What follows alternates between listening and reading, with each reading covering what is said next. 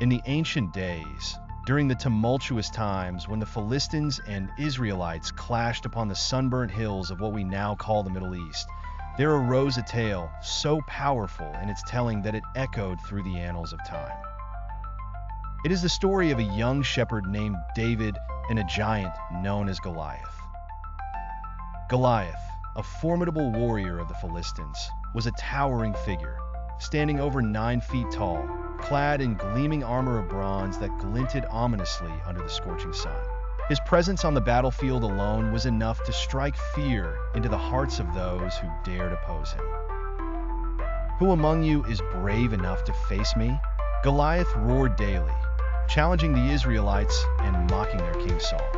Yet, no man stepped forward, fear paralyzing their spirits.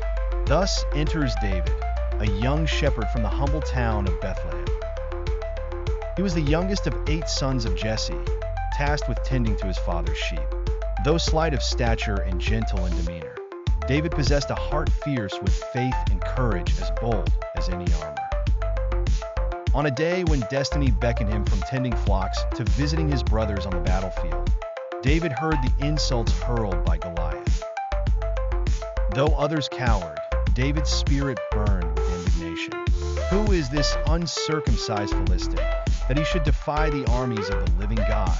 he exclaimed with youthful fervor. Determined to face the giant, David's words reached King Saul, and he implored, "Let no man's heart fail because of it. Your servant will go and fight with this Philistine." Dismissing the protestations of age and experience from the king and his court, he convinced Saul to let him fight Goliath, armed only with faith and a sling, for he bore no sword nor spear. And so, the fateful encounter came upon them. Under the open sky, young David stood before Goliath, who sneered at the stripling before him, derisively cursing him by his gods. But David, unwavering, proclaimed, "You come to me with a sword and with a spear, but I come to you in the name of the Lord of hosts, the God of the armies of Israel, whom you have defied." With steady hands and eyes fixed upon his foe, David reached into his shepherd's pouch, retrieving a smooth stone, fitting it into his sling. As Goliath lurched forward, certain of his triumph, David took aim and let fly his stone.